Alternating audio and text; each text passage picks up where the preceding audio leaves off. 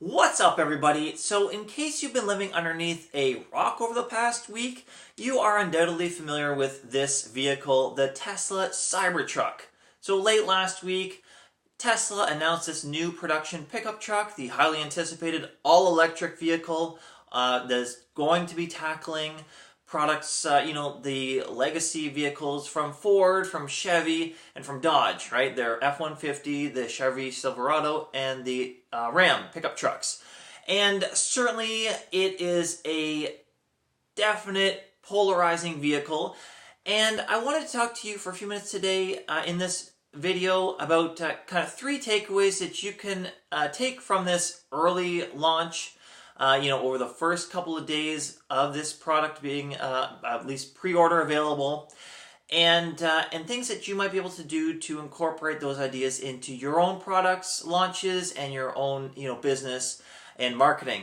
So the first thing I wanted to talk to you about was the whole idea about pattern interrupt. Now, certainly Tesla would have made headlines and news having released a pickup truck that looked kind of Tesla-ish, but, didn't really go outside the norm of what you would expect to see when you're shopping for a pickup truck, right? Like, you could have gone to the store, in 2 years' time, picked up your Tesla, and, gone to a parking lot somewhere and parked beside, like an F-150, and not have really seen too much of a big difference. Now, that obviously is not what happened here. So the first thing that Tesla has done with this vehicle is made it, again, a very polarizing a vehicle, right? Like, you can't look at this thing and go, meh, right? Like, you either look at this thing and you go like, wow, that is incredible, or you look at that thing and say, wow, that is incredible, right? And on one hand, people love it, and on the other hand, people hate it, right? It's not something where you go like, I don't know, I'm gonna pass, right? Like, everybody that you've talked to, everybody that's, tweeted about it, or, Instagrammed about it, or whatever, has an opinion on this vehicle, right? So it definitely is an interruption in the everyday, unique, routine of product launches and vehicle launches. So that is the first thing that we can talk about as far as being a unique product, and it is a polarizing product, right? Like, you definitely have an opinion one way or another. And again, you'll park this beside a Dodge Ram, and you'll know which one is the Tesla. So the second thing I wanted to talk about was during that unveiling. Certainly, everybody has seen pictures of the truck, having broken glass windows, right? So, in case you haven't seen the whole live event, they are talking about having, kind of mostly indestructible glass, and the body frame being a dent-free body frame with their exoskeleton kind of design. But in the event, and it's kind of interesting to think about whether or not this was scripted or not, but what they did was first they had a demonstration where they were dropping these metal balls onto the glass, and it certainly didn't break, right? And they kept going up higher and higher, and they dropped it from a higher height. And then one of the designers, or someone on the Tesla board or whatever, decided that they would take the ball and actually throw it at the vehicle that was on stage. And you've certainly seen the photos of the result of that, because he throws the ball at both the driver's side window and the driver rear passenger window, and actually the window doesn't shatter, but you do see the mark left by the ball. It puncture, I don't know exactly how you call it as far as what happens to the window, but you definitely can see that it's broken, and the ball didn't bounce back off it like it did in the demonstration. Now, interestingly, post unveiling, Elon has tweeted that there was no advertising and no promotions and stuff for that vehicle, and yet nearly everyone in the modern world has seen this vehicle or seen pictures of the broken glass because news stations have picked it up, whether it's on TV or radio or on the internet. Wherever you have seen pictures of both this vehicle and probably the broken glass windows.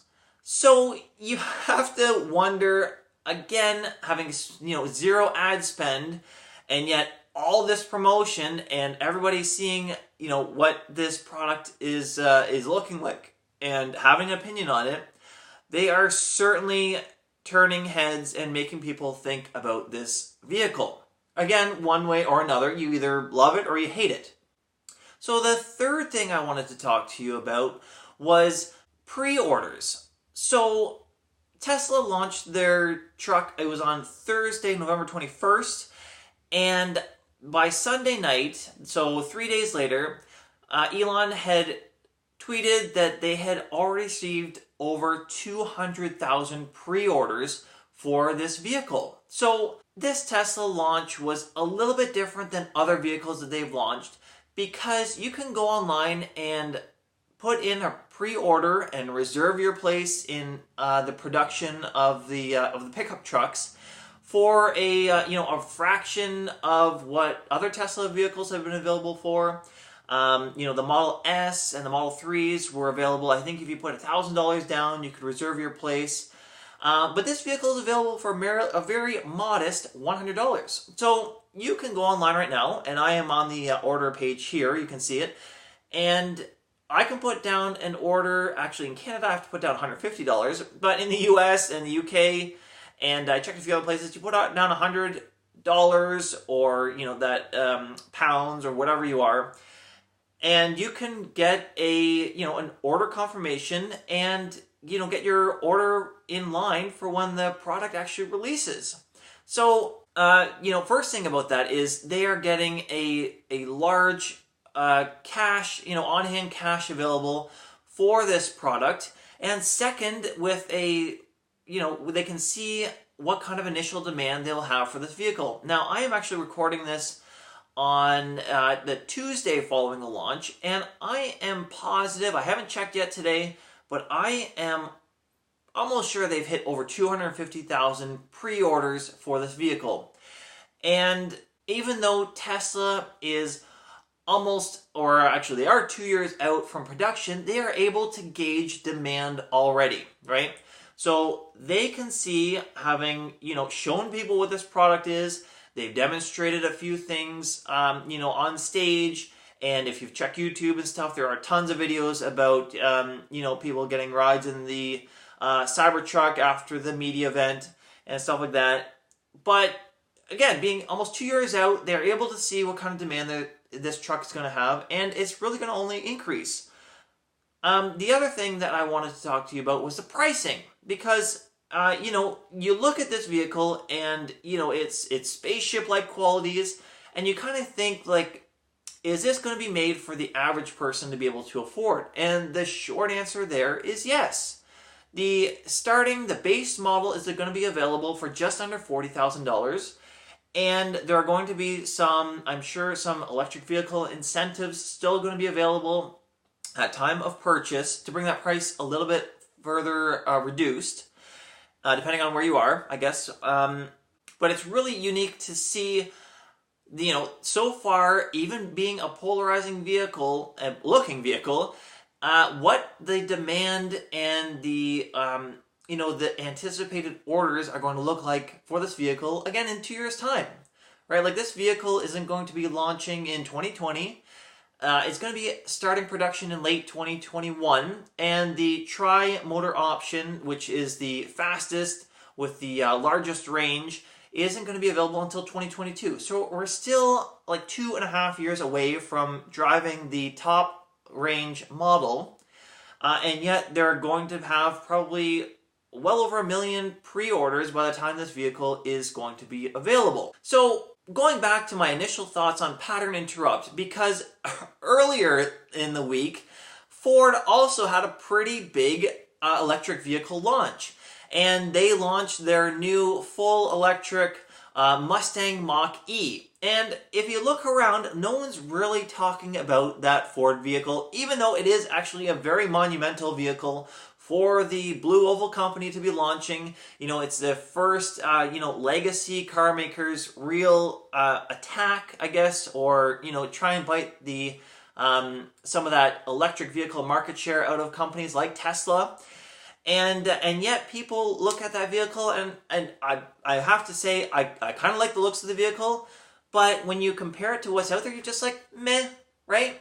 But in this case, with the Cybertruck, you are certainly making a statement, and Tesla certainly made a statement with their product. So I'm curious whether or not you have any products that you're looking to get launched, or sales promotions that are coming up. What are you doing with your own business, with your own products, that make people have a polarizing opinion on it, right? And there's nothing wrong with people having a polarizing opinion on things.